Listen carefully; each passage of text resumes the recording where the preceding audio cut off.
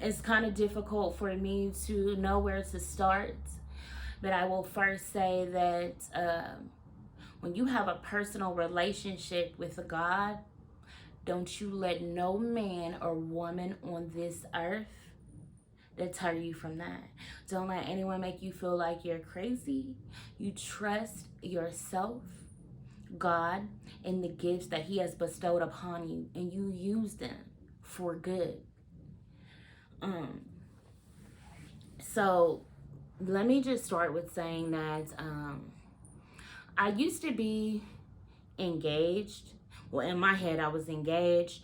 Now I know that it was just all like a gaslighting, love bombing situation for material and wealth gain. I love this man that I was with. I would do anything for him and his children, um, and it was not reciprocated.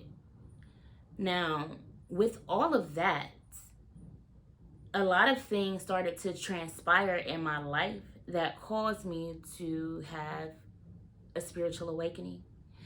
I became closer to God. He began to show me who I was and to reveal certain things to me that are definitely supernatural and miraculous, things that cannot be explained. So I'm not exactly sure who I am per se on this earth, but a lot of people know who I am on this earth. There's information that has been withheld from me since I was a child, and people who have been sent to me on purpose, who have been paid to come in my life and be a distraction and create chaos. And this situation here with this man caused me to recognize what was going on around me. So when I was in a relationship with him, one of his children's mother, she literally stalked and harassed me for 3 years. I haven't even been with the man in 2 years inside of a relationship. Have I been in contact with him? Yes. Would I be back in a relationship with him? Absolutely not. Because when God saves you from hell, you don't go back unless that's where you want to stay. So, there is also a saying, keep your friends close and your enemies closer. So I have been in communication with him only to clarify some things that have been revealed, and to solidify what has actually been taking place all this time. So this baby mama chick, she stalked me, harassed me. She went and filed all these charges and these petitions on me in the court, and they kept denying her because it probably sound bogus to them because it was bogus. They were not true. There were things that were being spoken about me that were very untrue. Everything that this woman said about me that I had done to her, she actually did it to me. And she studies me even still to this day.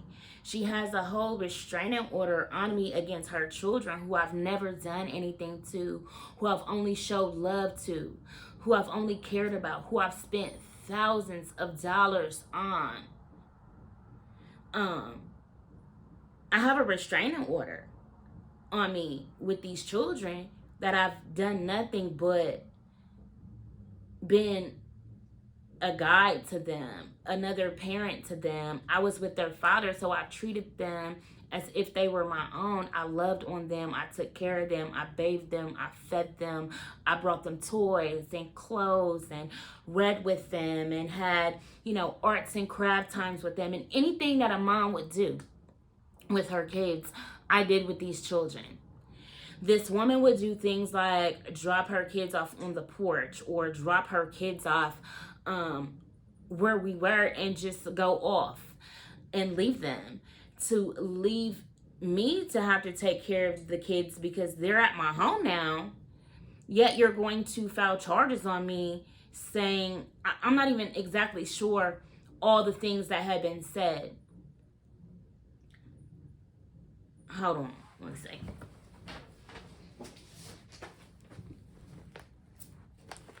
Y'all see how thick this folder is? This is a bunch of court things that I filed, information that I had to get along with evidence. That nobody ever looked at. No judge ever looked at. No attorney ever looked at or anything.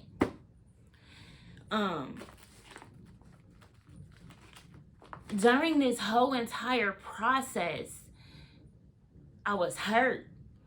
I was traumatized. I was like not understanding why nobody was helping me.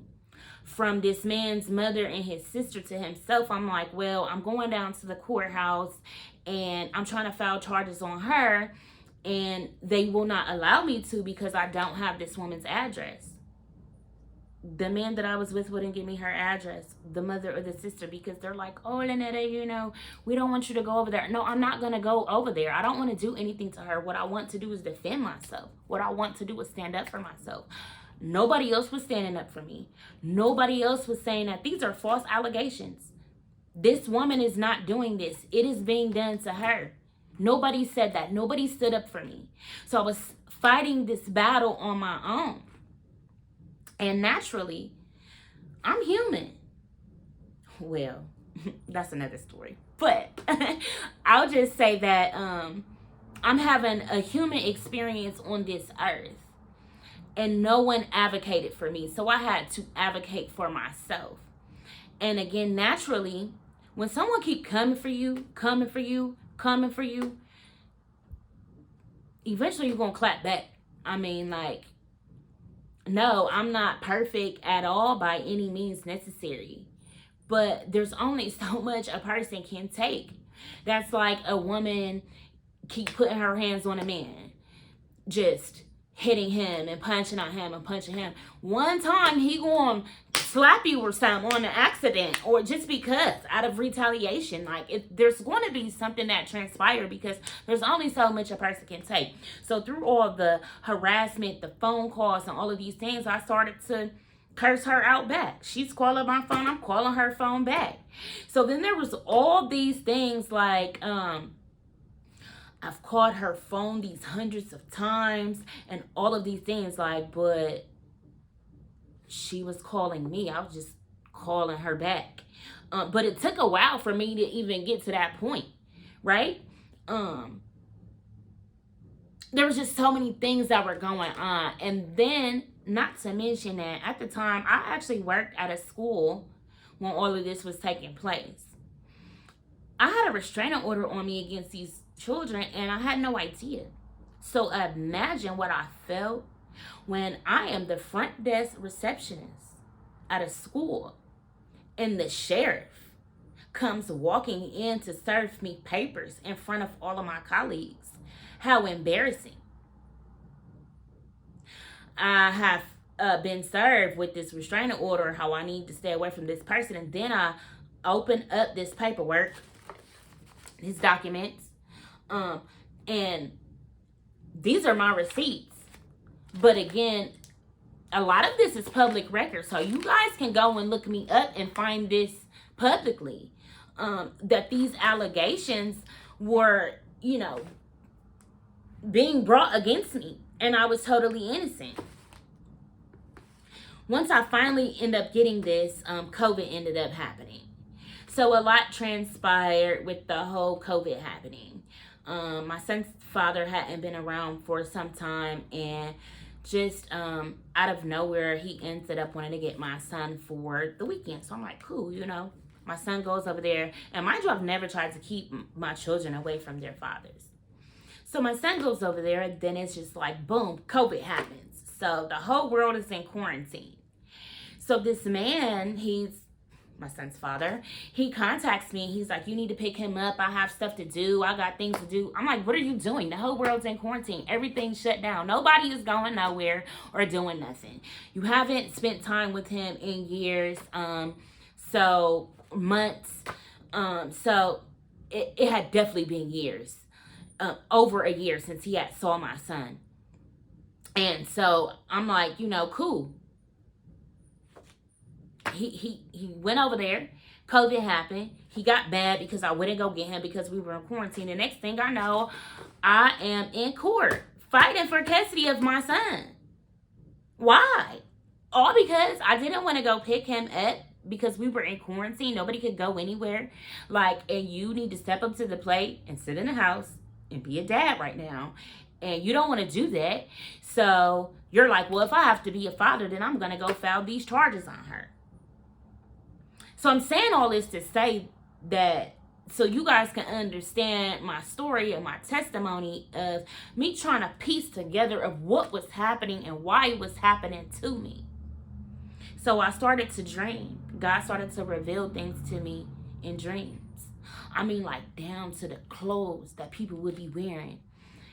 So crazy for you to dream something. You're like, oh my God, that's deja vu. This is happening. But it's like, nah, I dreamt that last night and it's happening right now today. No, the Lord is speaking to me. He is showing me. He's ordering my steps. He's telling me what to do, what not to do. He's showing me everything that's happening around me. He's protecting me. And if I don't listen to these messages, these downloads that I'm getting, I'm not going to be saved. So nonetheless, for months, trying to figure out, what can I do to get these charges removed? They're false allegations and all these things. So I showed up for all the court dates. The woman never showed up for any of the court dates. Then here we go. We're going to have this last court date. So I'm like, yes, you know what I'm saying? I'm going to be free of this, And something happened to where I was not able to make it to the court date. So I ended up contacting my attorney and saying to him, hey, I'm not going to be able to make it to court. Can we reschedule, blah, blah, blah. Now, he's like, no, that's not going to be able to happen. You're going to have to make it. This is the last one, blah, blah. I'm like, well, she's had all these continuances. I've never had one. I can't get granted one. They're like, no. Well, I really couldn't make it. I really couldn't.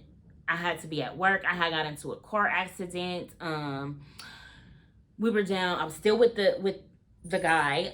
We were down to one car because my car had been into an accident. So we're in this one car. So here I am having to, depend on somebody else to get me back and forth to where I need to go. So I can't go to this court date. Now, mind you, we've come out of quarantine after this point, right? Because now I'm going to court. So time has passed, and these allegations are still on me, but it is causing, a ruckus in my life. It's like I can't move forward because I have these charges, and if I want to, get this job or that job or move forward with this organization or that organization, or just do what I'm called to do, which is be an inspiration to people publicly and share, life and inspiration and love and light across the land, you want to stop me from doing that. So I have to, again, try to go and defend myself. So the guy that I'm with, he is like, oh, my mom is really good friends with this attorney. We can go to this attorney, blah, blah. Because in the midst of why this girl is doing this to me, she's so mad that this man don't want to be with her or whatever conspiracy they got going on together. Because I feel like it was a group effort. Like they were all working together. She trying to file charge. She trying to get him put in jail. He trying to get the kids from her. Just a bunch of mess that really ain't have nothing to do with me. I'm just like an innocent bystander in the middle of this chaos with these people that don't have nothing to do with me. So whatever happened, they get mad at each other. He like, yeah, because she trying to put me in jail, blah, blah, blah. He always on probation and in and out of jail. And he would say that the reason is because of her. So, I have to take some accountability because I didn't do my research and my due diligence on finding out who it was I was getting into a relationship with, what their real intentions were for me, who their family was, and where they came from, or any of that. I'm just like, oh, meeting somebody, heart on my sleeve, ooh, hopeless romantic, and just jumping in head first, all done. Like, no. This man ruined my life along with his family, along with the community, along with court officials. I mean, like, people are involved. Like, my family knows about this, right? And no one's telling me. Everybody's working against me together while I'm suffering in silence. I'm scared for my life. I'm scared for my freedom. I know I'm innocent. I haven't done anything. But this is affecting my life in the worst way possible. So he's like, my mom know this attorney. Let's go to this attorney, blah, blah, blah. So I go to this attorney that he has told me to go to. And I paid this man $500. I can't lie. I got receipts.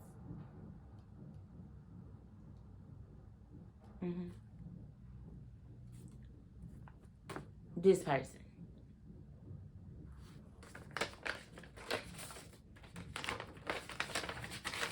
Receipts.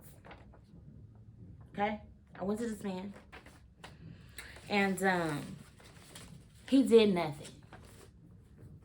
I paid him $500 initially for a down payment. He never got a warrant removed from me or anything. He never did anything on my behalf. So he's my attorney. I'm waiting for a court date, so I never hear from him on a court date. So I'm thinking I've hired this attorney, and I'm just waiting on my attorney. My attorney will handle it. So I go on living my life while in the background, this woman is still doing the most. Harassing me and doing all these things. One day, I'm at my house in my home. This woman, she comes and she drops her kids off. So the kids are with us for like 2 weeks. Then all of a sudden, one day out of the clear blue, he get a call from her. She flipping out or whatever. She want her kids, blah, blah, blah, blah, blah, blah. She don't want her kids around me, all this jazz. So he takes the kids to her. The kids stay with her overnight. The very next day, she dropped the kids back off on the porch. The little girl comes in there and she's like, my mom said she gonna put you in jail and she gonna make my dad be underneath the jail. Who is saying stuff like this to their children? I mean, this baby don't even go to school. Like, she wasn't even in kindergarten.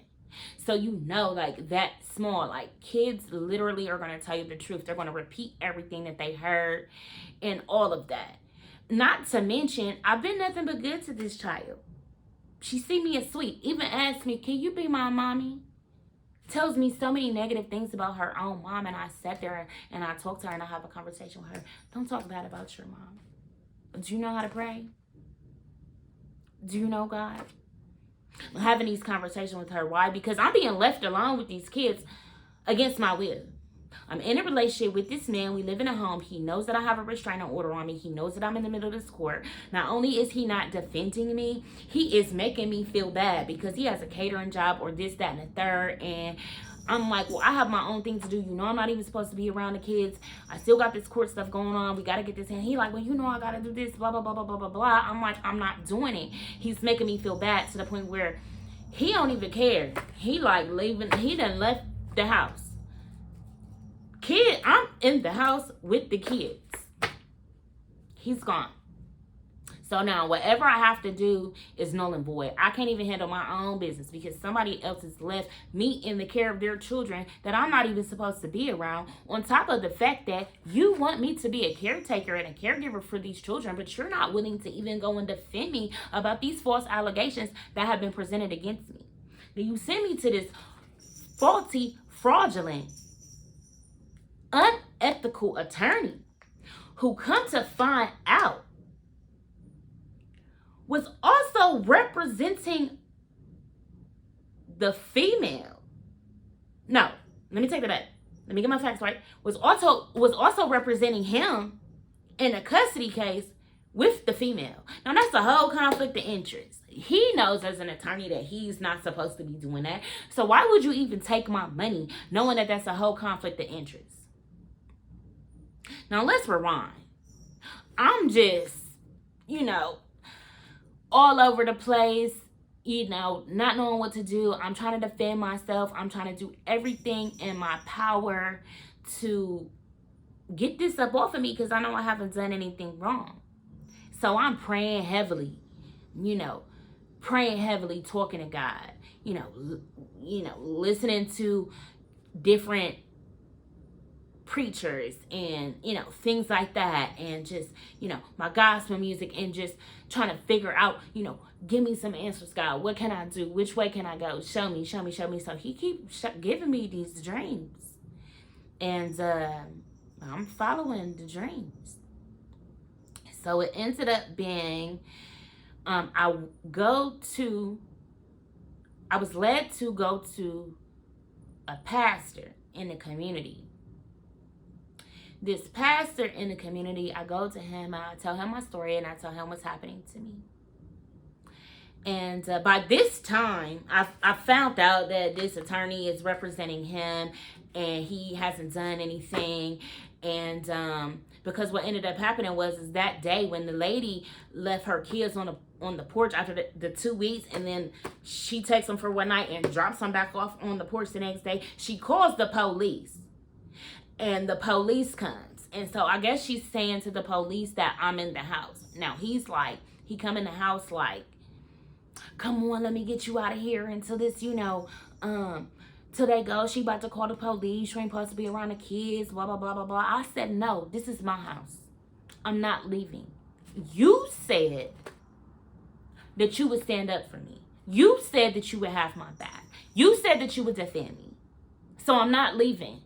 But if you won't defend me, I know that my God will. Right? So he's like, man, just come on, man. Lord, don't nobody got time for all of that. Like, he's like, come on. You got to get up out of here because they going to come for you. I said no, and I stood my ground in that house. Long story short, for that particular night, the police never came in the house, so they never saw me. However, I ended up with 3 warrants out for my arrest because I was supposedly have been in violation of protection order because she has a protection order on me with her 3 children. And because the 3 children were in the home, I had 3 violations on a protection order. So now I got 3 warrants. So I find this out and I go straight to the attorney's office. I'm like, what is up? This lady done did this and this and that, this and that. I've been waiting on a court date. You haven't gave me a court date yet. Now, if you look, and you can rewind this video or not, but if you look on this paperwork, it says that July 28th, 2021, I paid this man this money. Now, it was literally 2 days. It was like 2 days or a day before. I can't really remember. Before it's supposed to be the last day for this contract to end, for me to pay him the remainder of the funds. That the woman did this, right? So it was almost like they was trying to like strategically go about this. Almost like, well, you didn't pay all the money. But I never gave him any more money because he never gave me a court date. So I'm trying to figure out how am I paying the balance. I haven't even got one court date yet, right? So I'm still waiting. And in the meantime, I had contacted the office. And they're like, oh, he's busy, he'll get back to you. Oh, he's busy, he'll get back to you. Now, I go and I sit in his office because I'm terrified. I am scared for my life, y'all. I'm scared for my freedom, y'all. I'm like, I ain't did nothing. I ain't trying to go to jail. I don't want to go to jail. I haven't done anything. You know what I'm saying? Like, what is this? Like, why is nobody listening to me? Why is nobody hearing me? I sat in that office. And he like, well, yeah, I've been busy. You're not the only case that I have, blah, blah, blah. But it's December, and I done paid you this money in July. You mean from July to December, you couldn't file no kind of paperwork to give me one court date? to get these warrant, to get the initial warrant lifted. Now I have 3 additional warrants, so now I'm sitting with 4 warrants wrongfully. And I've paid for defense, and I'm still not being defended. This is bogus. This is crazy. Like, how? Why? So, I sit in the office for hours on, like, I'm telling you, like, I legit went to this man's office at, like, 1 p.m. in the afternoon. I sat there until close.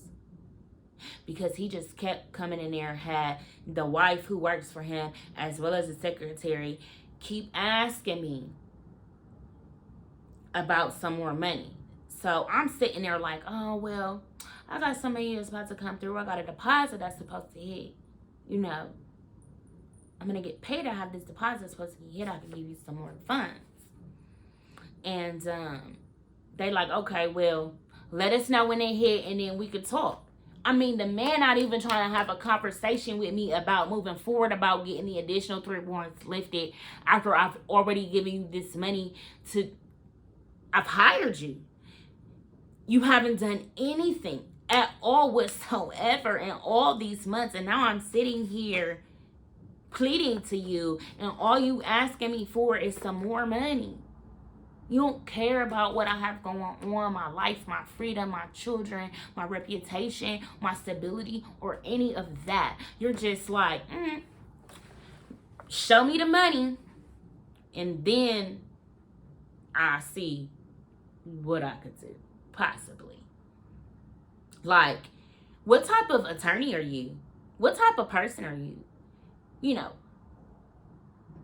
that's not justice. That's unethical. And then to learn that you are representing somebody else. And then I'll never forget that day that I went to his office and I sat there for all that time. I was very observant of my surroundings. I listened to everything that went on while I was sitting in that chair, from the conversations that I could hear in the background to anybody who walked in and wanted to see him or his practice and anything that was going on that had an appointment with him. I watched and I observed the conversations, and I picked up on a lot. The one thing that I did not like is when he came out in the way that he spoke to that secretary, which is the elderly woman. I mean, he spoke to her so nasty and so rude and talked to her like so crazy. I couldn't believe it. In my head, I was like, I don't even want nobody like this representing me. Like, how do you talk to an elderly woman like that? And you're like a man. Like, I don't know if it is his mother, but she definitely was old enough to be his mom. So for him to be talking to her like that was crazy to me. So I'm sitting there, and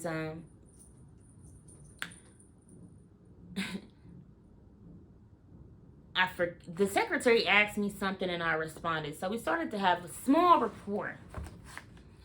And it was like she was getting to know a little bit about me, and I was getting to know a little bit about this practice here and what was actually taking place while I'm sitting here for all these hours observing everything. So let me move forward because I don't want to dwell on that for too long, but I want to say that I sat there all night, and the only thing that they wanted from me was money, and they didn't do anything. So I can't. They like, well, come back tomorrow. I'm like, oh, maybe. They like, your deposit probably hit later on, so just come back in the morning, blah, blah, blah. So I come back in the morning the next day, and I was able to sleep on and also have a prophetic dream about how I needed to move forward the next day. So I went in there, and the one thing that I noticed when I went in there is that they were already expecting for me to come because we had discussed it the night prior.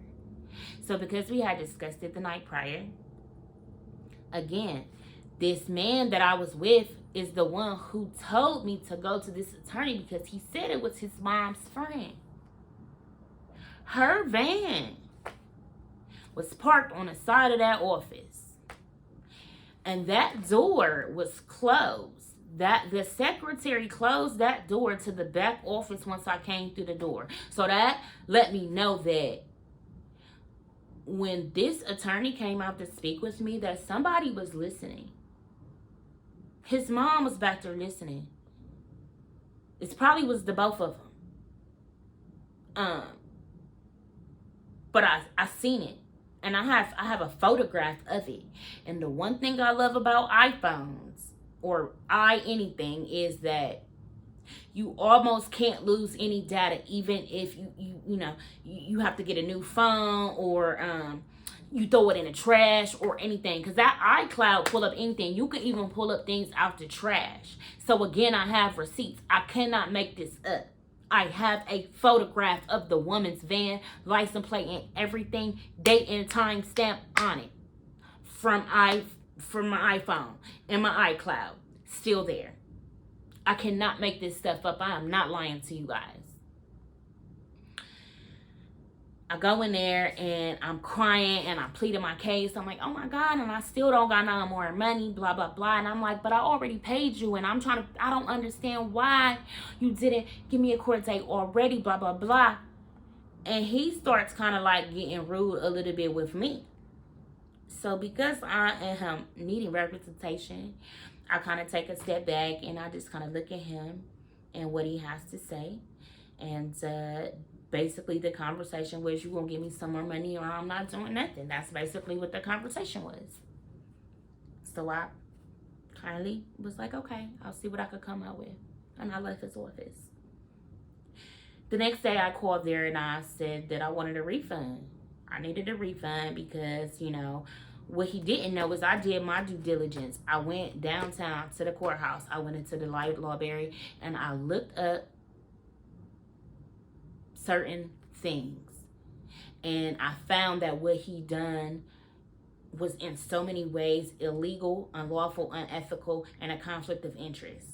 Also, I had found out about him that he had been debarred in the past for something similar and had regained his licensing because of this. So the man haven't learned a lesson because he's still doing the same thing.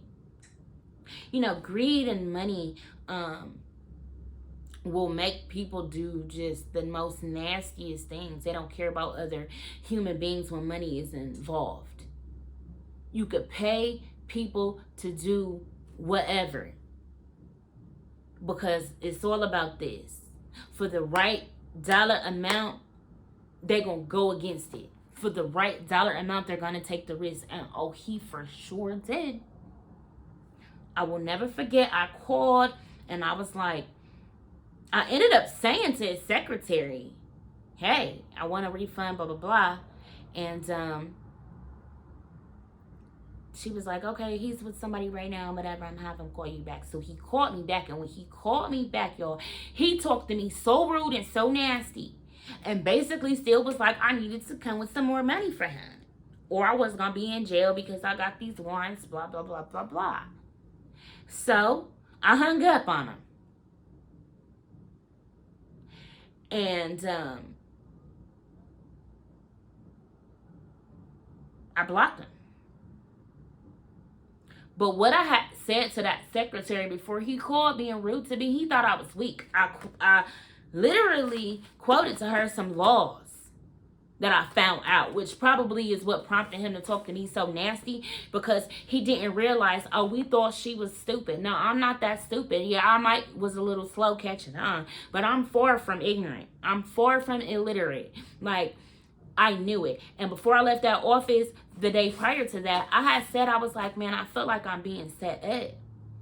And she was like, shh.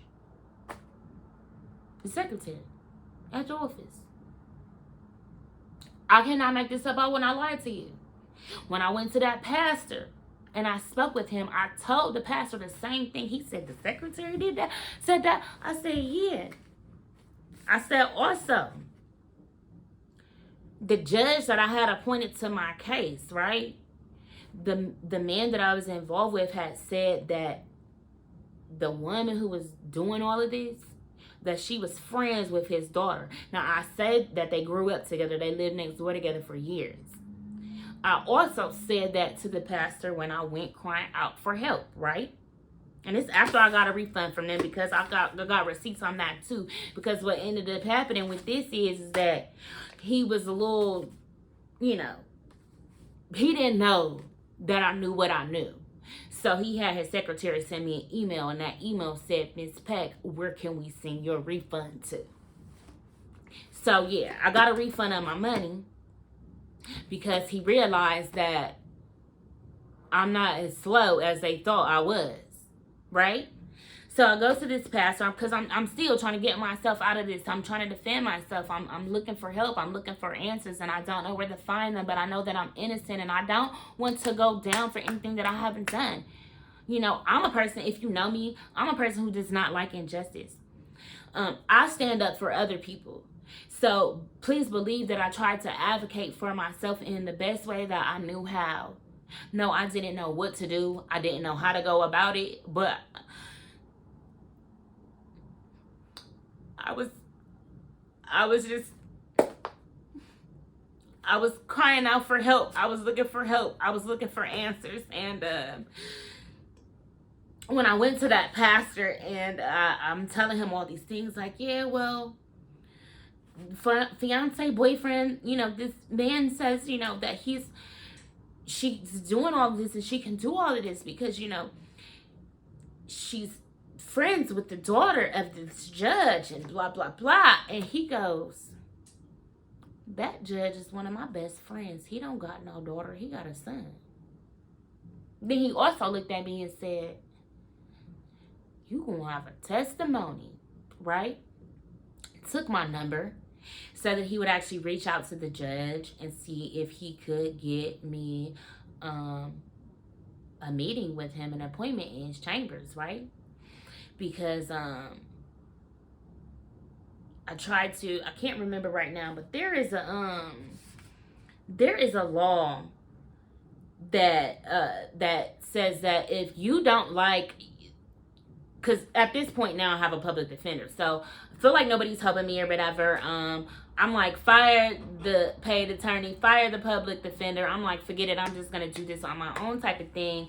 Or I wanted a different public defender because the one I had, I didn't feel that he was defending me at all whatsoever. So I ended up finding out some more information, and I can't think of the word right now, and I don't feel like going through all of that, but you guys are smart and you can figure it out. You can get the attorney swapped out, your public defender swapped out if you don't want to. It is an actual term and a name for it, and it is your right. It is your right. You cannot be stricken of it, but they denied me of that. They denied me of that right. And when that's supposed to happen, you and the attorney that you don't want to represent you anymore, that is appointed to you, you guys are supposed to go into the judge's chambers and you're able to plead your case as to why you feel like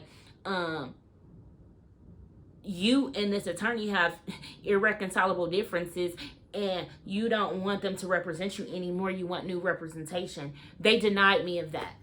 They denied me of that. So I've been denied my rights all the way around the board, and it's like so crazy, right? So all this, I end up not knowing what to do, and I just want to go on my life. And I'll never forget this one day. I keep doing all this research. I'm trying to figure it out. I'm trying to figure out how I can get myself out of this, because at this point I need to advocate for myself. So if you guys know on Bryce, if you live in Columbus, Ohio, I'm in Columbus, Ohio. I know this is going up on YouTube, but I'm in Columbus, Ohio, and there's a place that was called Munchies on Bryce Road. It used to be like the old Gingy's. So I'm sitting inside of this Munchies, and I'm eating my little chicken, and I'm talking to the bartender lady, Miss Pam, and I'm talking about my business, actually, how I have like wine and, you know, a book and, you know, all this stuff, right? And I'm really talking about that. But while I'm sitting there, I have this paperwork out, and you know, I'm really going through whatever I have done my research on, trying to figure out how I can apply this to myself and how I can represent myself in the best light. How can I move forward as me being a representation for myself to get justice for something that I know that I am totally innocent of altogether, right? So I end up running into these people. They're sitting across the bar, and I am somebody calls me, so I'm on the phone and I'm talking to somebody about, girl, I'm just trying to, figure this out because I have to represent myself, blah, blah, blah, blah, blah, right? So I get off the phone and these people that are sitting across, they like heard me. And she's like, oh, I love how, you don't like injustice and you're trying to advocate for yourself, blah, blah, blah. And so she's like, was actually a part of some sort of legal practice herself, and injustice had been done to her husband. And so she starts telling me the story about how her husband was trying to advocate for himself, but he ultimately ended up in jail. So when she hears my story and she continues to hear it, and then I end up saying names of people who are involved in this, there's a man I was sitting next to her, and the man stops and he says, it's wrong what they doing to you, but be careful, okay? This might not end well for you, and I hate to say that. He like, but just be careful. Protect yourself. You need to protect yourself.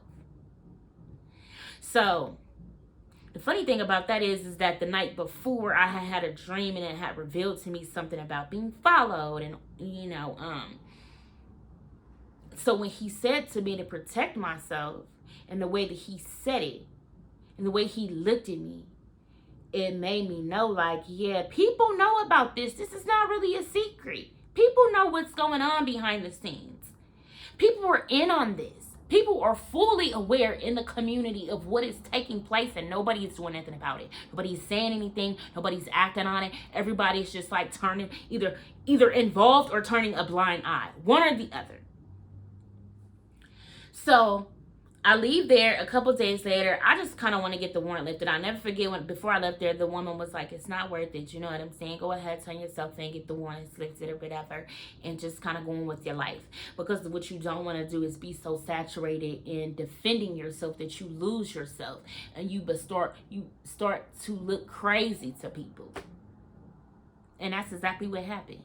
I turned myself in. I sat in jail for 15 days. 15 long, hard days. When I went to jail, I actually had $300 that I was like, okay, because I had $300 in cash, so I'm thinking like, okay, I'm gonna have a bond, I'm gonna just bond myself out. No, it was no bond. It was like no bond at all. Not only was it not a bond, when I actually did have a hearing, he was like, oh, you have a traffic ticket for something, and you got into an accident or something in Dublin. What were you doing in Dublin? And I'm like, I live out in Dublin. I lived there. That's why I was out there, because I lived out there. My residence was out there. And he's like, yeah, well, you need to sit in there for I need to get in touch with these people to see if they don't want to file charges on you or if they don't want to move forward. Very mean, rude, and nasty to me. So on the 13th day, I have a court date. I have to sit in jail for an additional 2 days because he want to investigate about something that don't even have nothing to do with his jurisdiction, for real. Even though there was something that had came about that said that I had signed off and transferred my case from Dublin to Columbus, and I had not done that at all whatsoever. So somebody was just like doing stuff behind the scenes in the legal system without my knowledge on my behalf. Bogus. Craziness. Now, on that day, my court date comes again on the 15th day. And here, again, my rights have been denied. So I'm still stuck with this public attorney that I do not like, that I do not want to represent me. But I have to deal with him, right? So I'm like, he's like, so what do you want to do? What do you want to plead? I want to plead not guilty because I'm not guilty, right? He's like, okay, so that's fine or whatever. You could plead not guilty, but if you plead not guilty, I'm telling you now, this is going to be set for trial, and then it might be 6 to 9 months before you even get a court date or longer to defend yourself. And during that time frame, you're going to have to sit in jail. Or you could plead guilty and go home today. So what y'all think I did? I wanted to go home. They made me plead guilty to something that I didn't do on purpose. So I plead to this. I get out.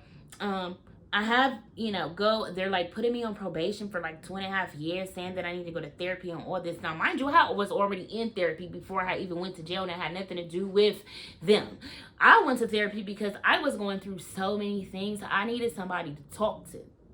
I feel like, I couldn't talk to anybody around me. And with me going to pastors and different, I went to legal aid and all these things. And because it was like COVID during that time, I had even went to the Columbus Bar Association. And because it's like COVID was still like real strong, as everybody was wearing a mask, you had to make an appointment for everything like that. It was like I go to the Bar Association and I'm like trying to go upstairs, and they're like, no, you need an appointment and there's none today. So I needed to make an appointment. And then come to find out that after I explained what I was going to need representation for, they was like, oh, we can't help you. So you're going to waste your time coming down here for that, because we're not even going to take that type of case on or provide any type of legal representation or advocacy for anything along the lines of that. So here I am back at square one instead.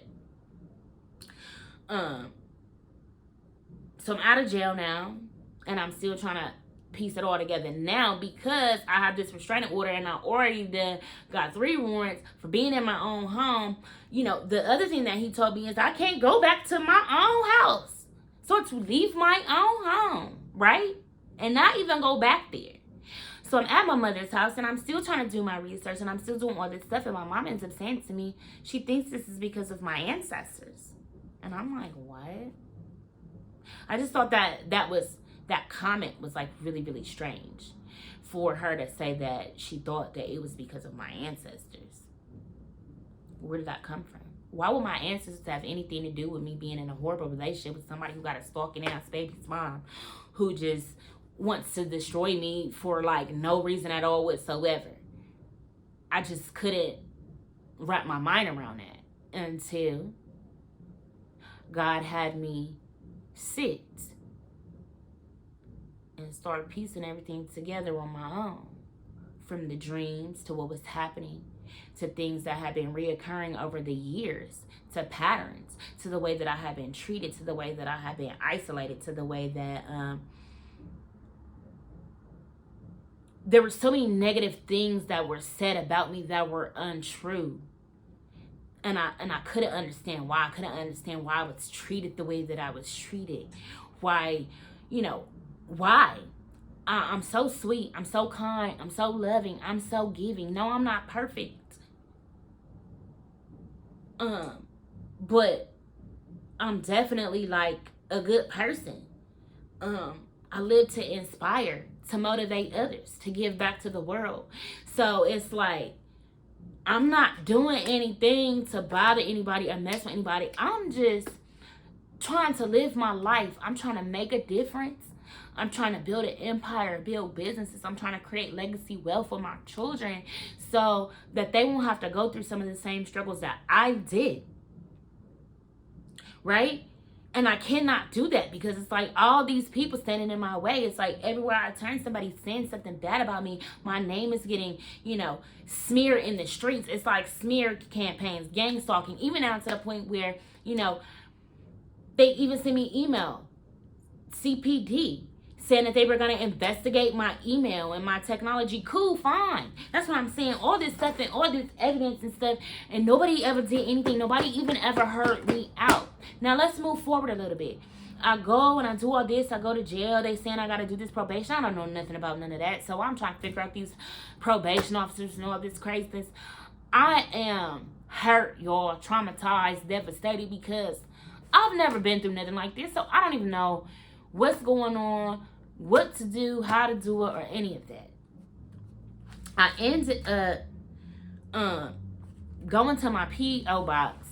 I'm away from this man. I'm living with my mom. We already don't have a good relationship anyways because of, the way that I came up in foster care, being abused, molested, and all these different things.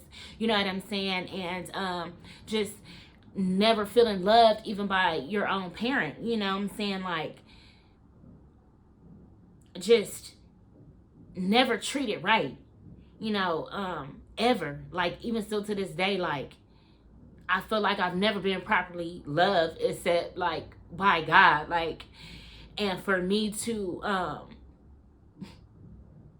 still be so caring and loving and giving and want to inspire others and bring them out of hurt and trauma and teach them how to heal, because I had to heal myself.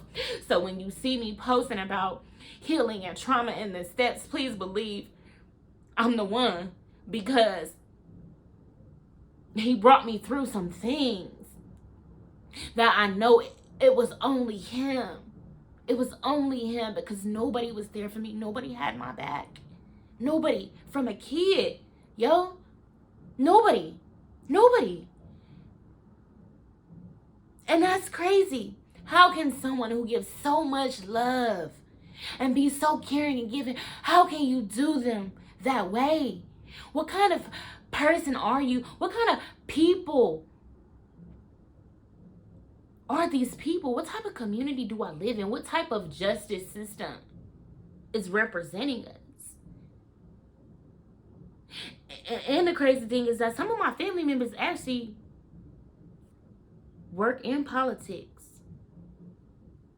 I actually reached out to one of my family members in politics who is an attorney during this time to get advice from them, to let them know that what's going on.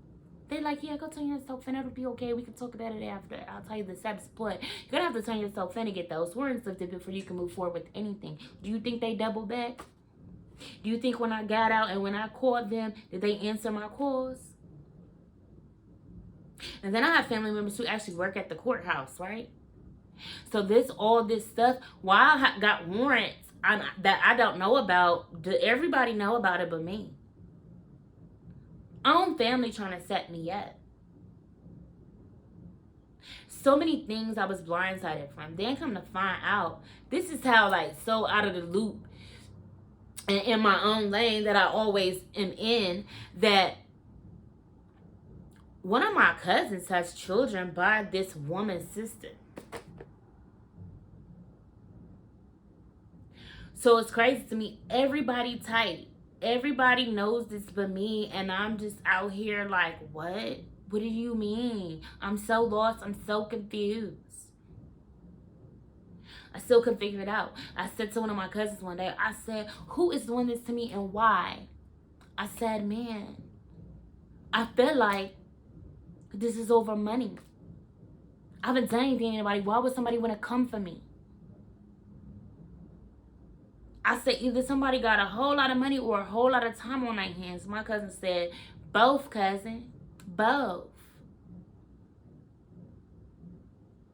Then I'm finding out everybody cool and all this stuff. And I am so, like, hurt, because I'm like, dang. All y'all been working together. People know this information. We family, we blood. You're not helping me out. You're not telling me anything. You're not doing anything to advocate for me. You're not even steering me in the right direction. You're just sitting back watching this happen, and y'all just all gossiping about it. This is craziness. What kind of family is this? Or is it even really my family? I don't know.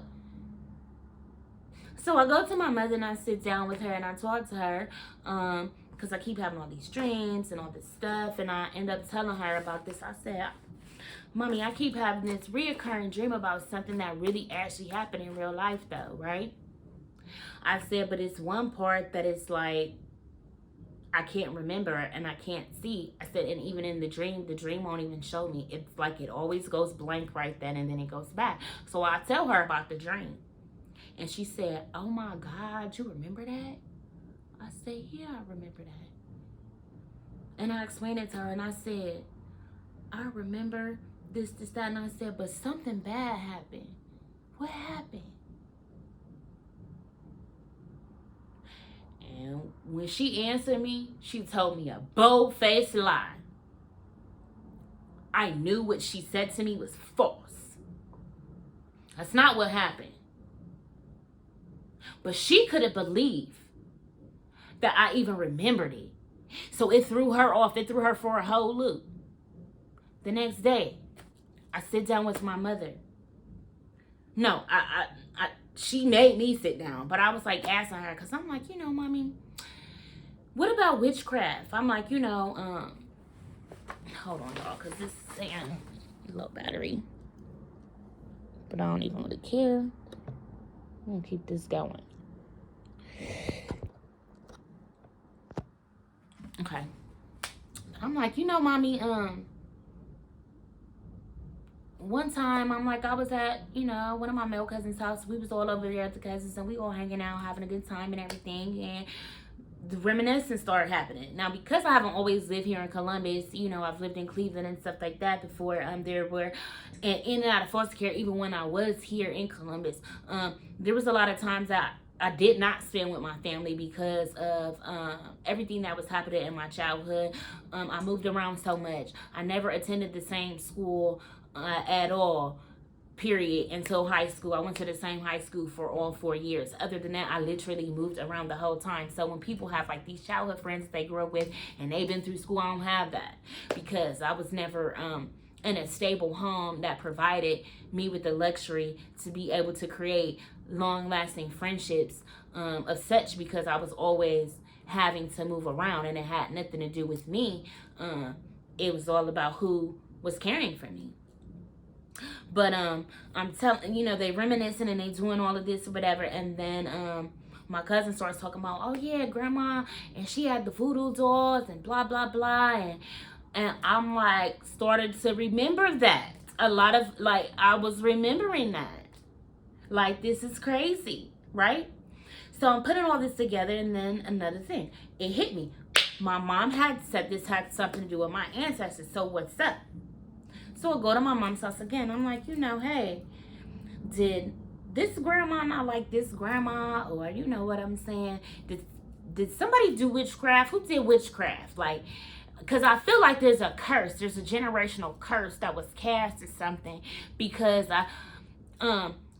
and I started to even go deeper. I'm like, there's so many talented individuals and gifted individuals in this family, but nothing is going nowhere. Nothing is getting off the ground for anybody. It's like impoverished mindsets, or no matter, even myself, like I'm a hard worker. I put my all into everything. Like I go like full throttle with everything. Like when I'm in it, and I really put my all into it. And so for it to not produce the revenue from what's being put into it, but the traction is there, the marketing is there, the traffic is there, all these things, but it's not producing anything, something's going on. So my wheels got to turning, and I just asked. And she sat me down and said, hey, tell me this. She was very adamant. Lynetta, sit down. Extremely adamant. And she sat me down. She told me the story in the Bible about angels being released from heaven and coming down on earth and sleeping with human beings and having immortal children. And then she says, so you need to leave that alone and pray. I literally just asked my mom about witchcraft. She sits me down, tells me that story, and then tells me to leave it alone and pray. What would you think? How would you think? How would you process that? I didn't know how to process that. But I knew that that was all the answer that I needed, because that was deep for me. So I took it and I walked away. And I started to realize who I was, and I started to piece everything together. And the dreams kept coming. They kept coming, and I kept asking the questions. And because I was asking questions, and the questions that I was asking, people were trying to say that I was crazy. Now I went to my stepfather and I asked him, and I'm asking him all these things, and I said to him, I'm like, yeah, she even got mad at me and was like, you're not my daughter, blah, blah, blah. And I started talking about how I felt like I never belonged, and how I didn't feel like a connection and all these different things. And now I can't make this up either. I got a receipt for this too, because this was actually done on Facebook. We were messaging back and forth. So I could pull these messages up in Facebook Messenger to have my receipts on this conversation that I had with this man and his response to me. He said, you completed a cycle. That's great, because now you're able to move forward. I said, well, I can't move forward if people are withholding information from me. It's my birthright. And it's being withheld from me. But it's my birthright. And if she's not my mom, then who do I belong to? What is going on? Somebody give me some truth. And he said, God gave you to who he wanted you to be with. So just keep praying, keep fighting in the spirit. You're going to be okay. You're going to make it. But you completed the cycle. Again, I cannot make this up. This is on Facebook Messenger. So I have the conversation thread between him and I could tell you no lies. I'm not here to lie to you. I'm here to speak my truth. Because you don't understand that they was out here, my own family was out here telling people I'm a witch and all this stuff and all this stuff. And my thing is this. How? Where? What's so witchy about me? I didn't understand it because I have crystals. That makes me a witch. But then it also dawned on me that for somebody to say that you're a witch, that means that they know something about witches and witchcraft. Because how can you place that stigma on someone if you're let me make sure I'm using my words right. How can you place that stigma on someone if you don't have knowledge of what that looks like, what that path is, what do witches look like? What do witches do? How do witches act? What's so witchy about me? And why would you just start saying that I'm a witch? Like, that's so weird to me. And again, even the reminiscent conversations with the family, the voodoo dolls and all of this. So you definitely know something about witches and witchcraft, and it's definitely been something that has been in the family and hidden and or talked about, because you're just blurting it out your mouth and you're very confident in walking around saying these things about me with absolutely no remorse. But when I was going through, trying to prove my innocence, nobody was helping me. When I had to leave my own home, I didn't have, nothing, nobody, nowhere to go. My mom was even like wanting me to get out, or she made me feel unwanted and just, she didn't want me there. I didn't have anywhere to go. I got these warrants and stuff out. I can't find good work. So I went back to bartending and stuff like that, so that I was able to provide for myself. And, while I'm out here Airbnb-ing in hotels, and even some days sleeping in my car and really not having no money. And I could tell y'all where I would sleep in the car and parks, and I would go and get bottles of water and literally wash myself in porta potties because I had nowhere to go. I had nowhere to turn to. I had nobody that had my back that was there for me. They talked about me. They laughed at me. They ridiculed me. They called me a witch. Yet my dreams is what saved me. Me listening to God. Me paying attention to those dreams. Me getting those nudges and him saying, go over here. Do this. Do that. Because if it wasn't for me believing in him and understanding the gifts that he bestowed upon me, I couldn't even be here today making this video, because they tried to put things on me that were untrue of me. False allegations in the court. Then they tried to say I'm crazy. Then they tried to isolate me and ostracize me and not show me love and abuse me and do all of these things to me. Hack my accounts and got police coming to my house talking about I got several accounts in my name in different states, in Texas and in Florida. My children's father live in Texas and in Florida. Why are the police coming to me about accounts? And I don't even live in these states. I don't have any accounts in these states, but it's saying that fraudulent activity is going on in my name and accounts and all these different things in states that my children's fathers reside in. It's just so crazy to me. Especially you just, I keep trying not to get emotional, but it's like very overwhelming having to kind of try and relive this and get this out.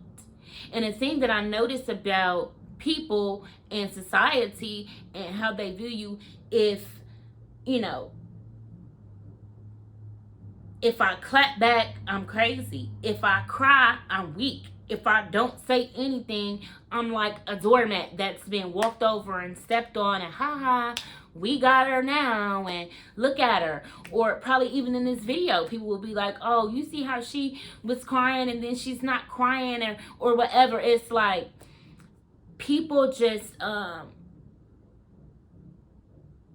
people don't have compassion, they don't have empathy, they don't have hearts. People are greedy. I mean, even there are church leaders and officials who talked about me badly. Still to this day.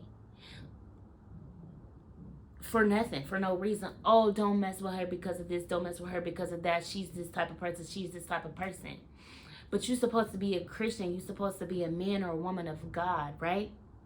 And if I read the Bible correctly, and if I listen to the teachings, and if I am as articulate as I know that I am and can comprehend as well as I know that I can comprehend, is that God, Jesus the Lord, he didn't go after the person who had their life together. He went after the sinner. So how you going to say that I'm this and that, unholy and unrighteous and witchy and all these things, but you never came to shed no light to me? You never came to try to show me a different way. But what you did do was you talked about me and you ridiculed me, and you ran smear campaigns on me out here in the streets with your groups and all of this. But you a Christian, you a person of God. How is that? I don't understand that. And also, if I know, because I know what I know. I don't care what nobody say. I know what I know. I know who I am, and I know whose I am. What I know about my God is that he gonna leave the 99 and get the one, right? So they did everything in their power to say that I was crazy, to put me in jail, to, turn my children against me, to try to take them away from me. They kept sending children's service. Well, children's service come to my house. I'm living in Dublin. This lady comes to my house and she's like, how can you afford all of this? I don't even live like this. You have a beautiful home. Phone start ringing, but I'm about to run it back. So it's gonna either be 2 videos in one or something, because I'm not editing this video. It's raw, organic. However it came out is how it came out, but it's my truth, and I'm speaking my truth, because at the end of the day,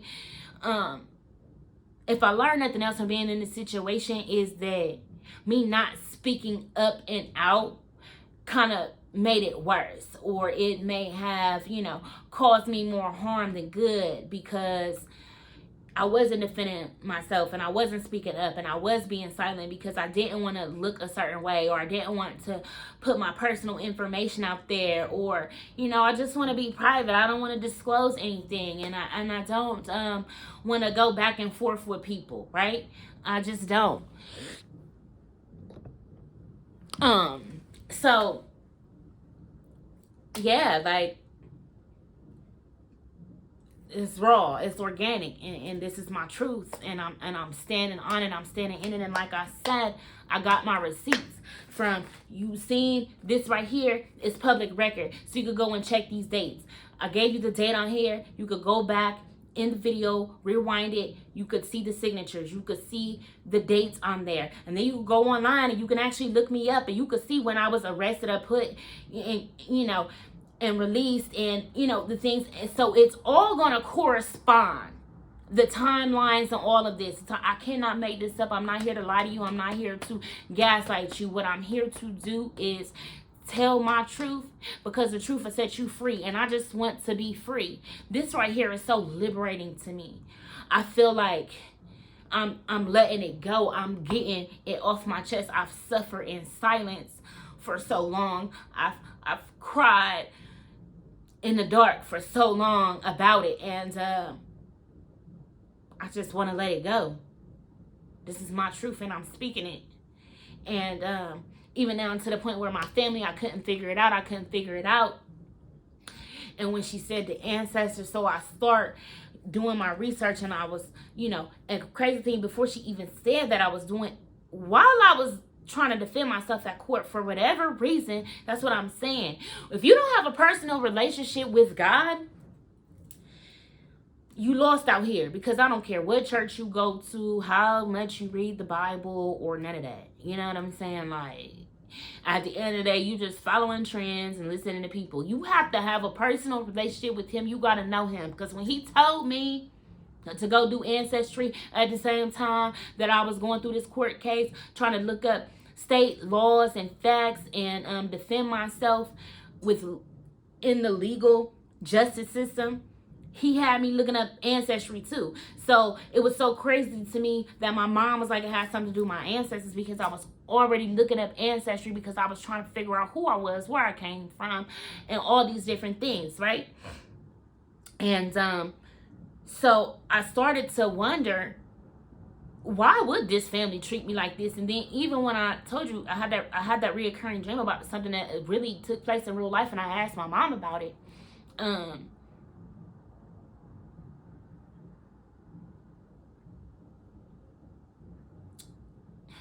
I'm trying to hold back tears, y'all. It's just crazy. So it led me to go down to the courthouse to figure it out, because I feel like if I know these people who call themselves my family, they greedy, they about money, right? So I'm like, this got to be some type of money attached to this, something involved, something that, maybe that I have, or that was left to me, or something like that, right? So I started to try to figure it out. Started first with the Ancestry, then I've been to the library to the genealogy, to look up, histories and facts and things of that nature, right? I've done that.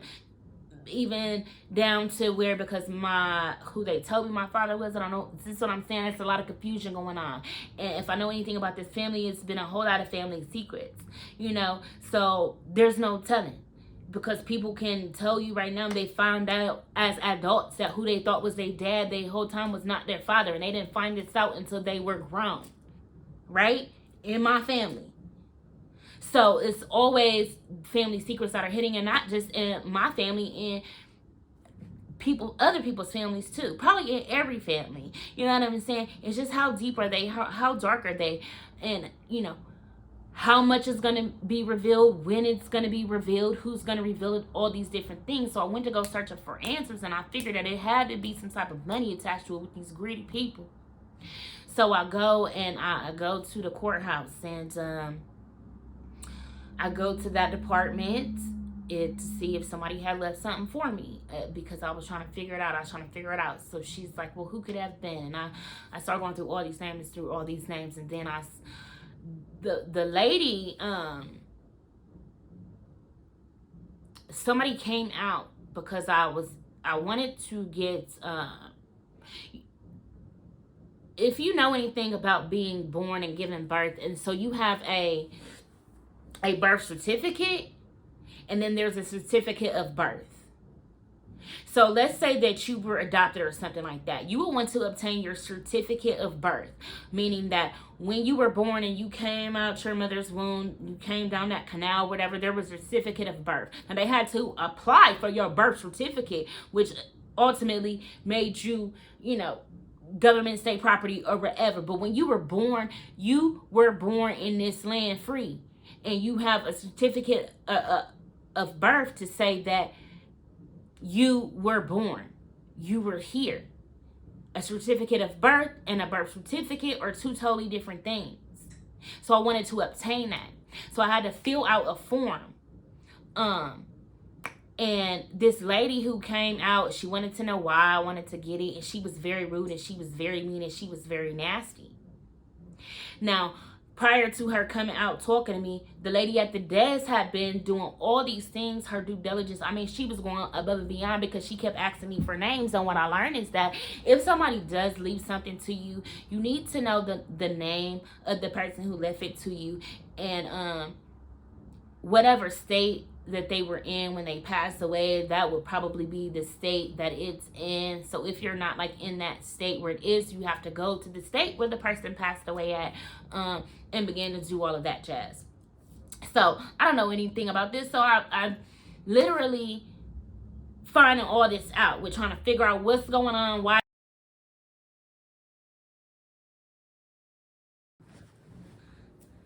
Lord help it, the phone died. It's like, Anyway, I was trying to figure out, what was going on. As I was saying, the woman, she was very rude and nasty, but the person who was at the front desk, they were very nice. They went above and beyond. I filled out the paperwork with the lady. She told me like it would take, however long for the information to come back. So, I had, I was on my quest to find out what was going on, why had I been treated this way, what was the missing puzzle piece, why were so many people after me and trying to basically crucify me, and label me as something that I was not, and why were so many people in on it, why, why, how, and why was there no justice? Out of all this evidence, like I said, nobody looked at anything, right? But before I left that office, the lady was like, hey, I want to give you something. And she gave me these papers, which is the last will and testament of somebody, right? And when I went through these papers, and I read these papers, right? Some beneficiaries on here. And then also in here,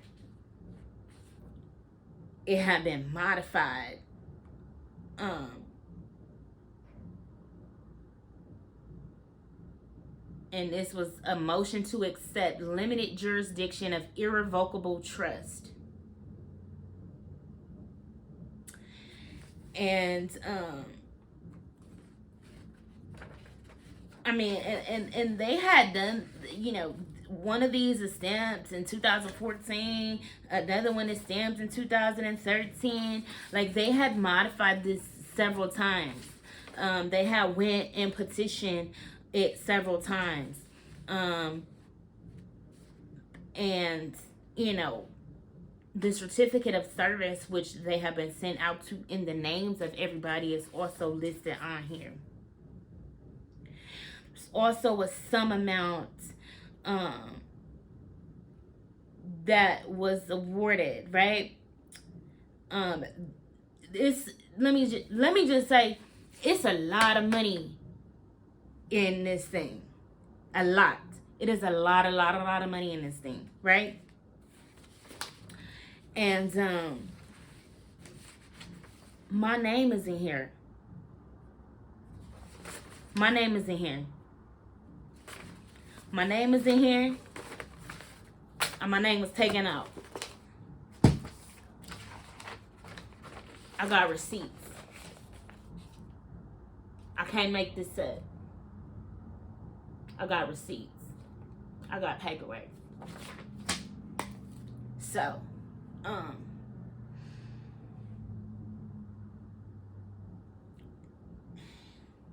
it's just a lot.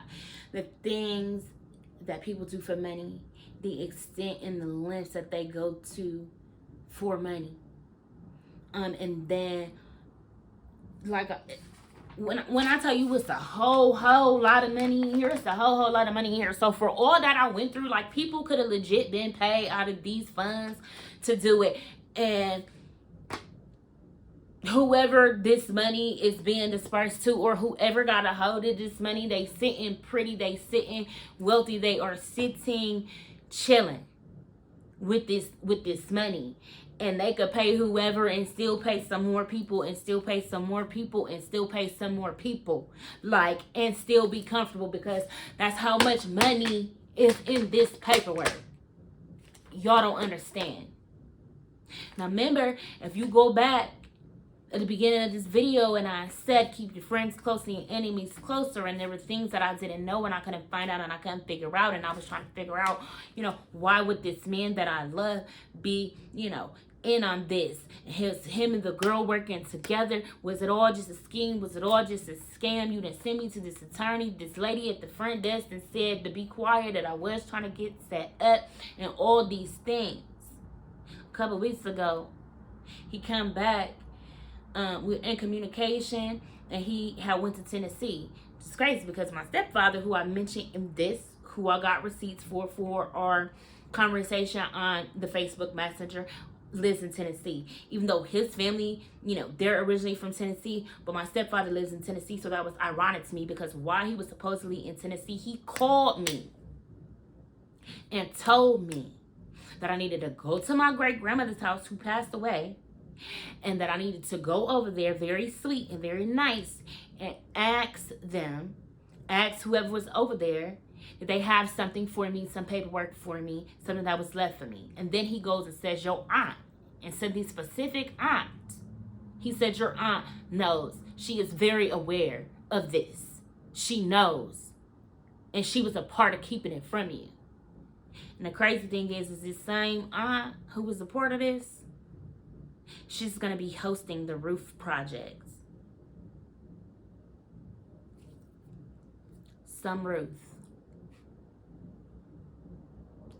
So when they call me crazy, when they say all these things, and when they talk about me badly, and when they try to get me even more isolated, and when they keep, hacking my accounts, even my business account with the bank, I'm continuously always getting fraud alerts. My card is always getting blocked. My bank is always contacting me about transactions that I have no knowledge of. You don't understand. My emails, they disappear. They don't go nowhere. Mail gets intercepted. All sorts of things happen. My family works in the justice system. My family works in the police force. Also military people. So when you have this much money and all these people in high places,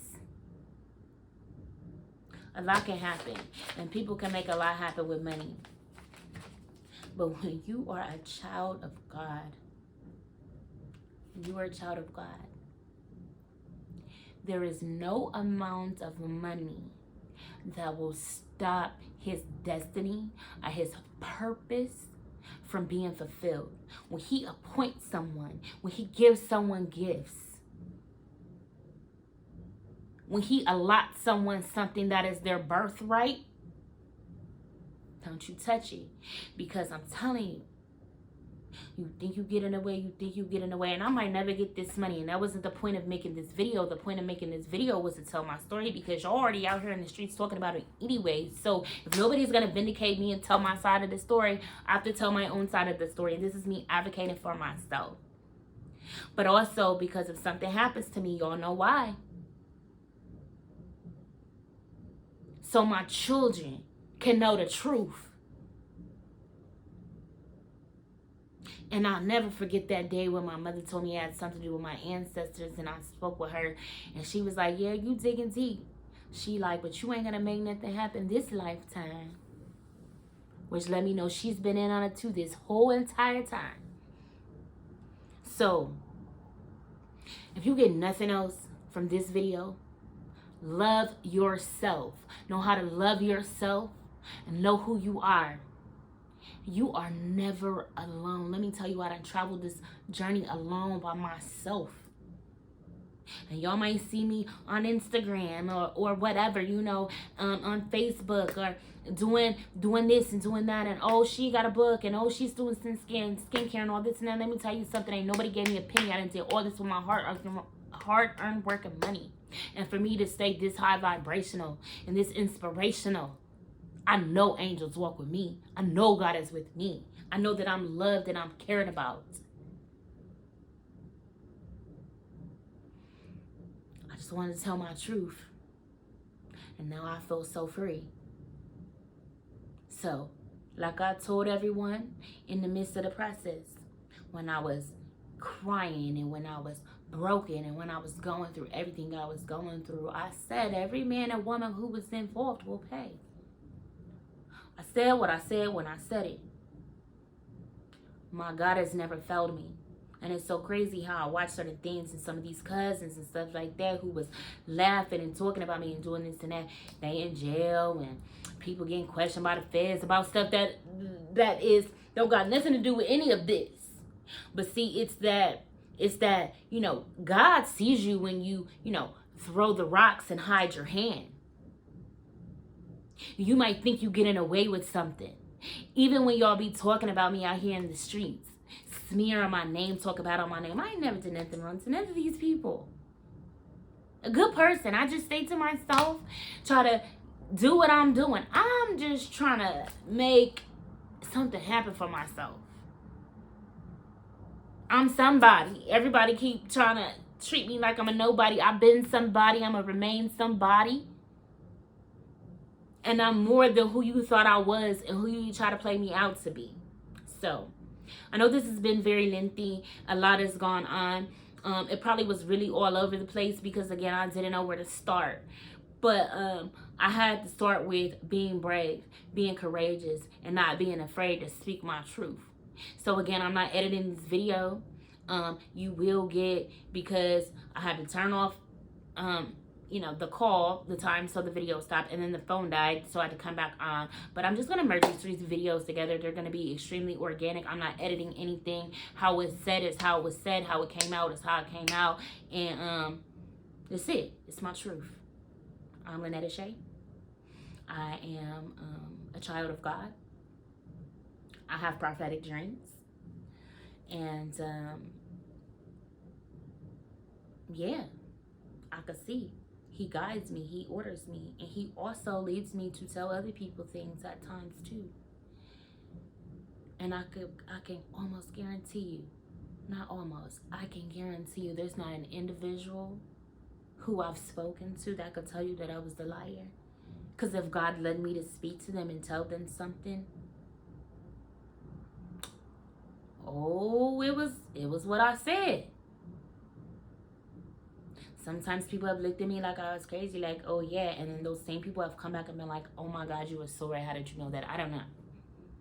But I am who I am, and